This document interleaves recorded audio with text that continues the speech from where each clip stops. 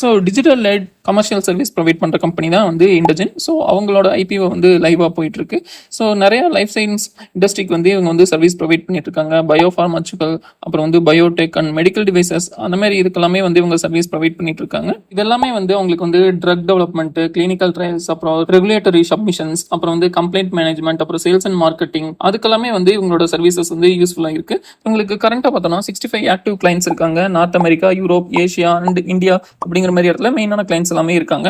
பார்த்தோம்னா 2021 வந்து 966 கோடியா இருந்திருக்கு. கரண்டா பார்த்தோம்னா லாஸ்ட் இயர்ல வந்து 2306 கோடிக்கு வந்து இம்ப்ரூவ் ஆயிருக்கு. அதே மாதிரி ஈபிட்டா பார்த்தீங்கன்னா 2021 வந்து 263 இருந்து 457க்கு இம்ப்ரூவ் ஆயிருக்கு. அதே மாதிரி பேட்டும் பார்த்தீங்கன்னா 185 இருந்து 266 வந்து இம்ப்ரூவ் ஆயிருக்கு. ஸோ உங்களோட ரெவன்யூ ஃப்ரம் ஆப்ரேஷன்ஸ், அப்புறம் ஈபிட்டா, பேட் எல்லாமே வந்து இம்ப்ரூவ் ஆயிட்டு இருக்கு. ஸோ இதெல்லாமே இந்த கம்பெனியோட ஒரு பாசிட்டிவாக பார்க்குறோம். ஸோ இது வந்து லைஃப் சயின்ஸ் ஆப்ரேஷன்ஸ் இண்டஸ்ட்ரீஸ் எல்லாமே வந்து ஹைலி காம்படேட்டிவான ஒரு இண்டஸ்ட்ரி.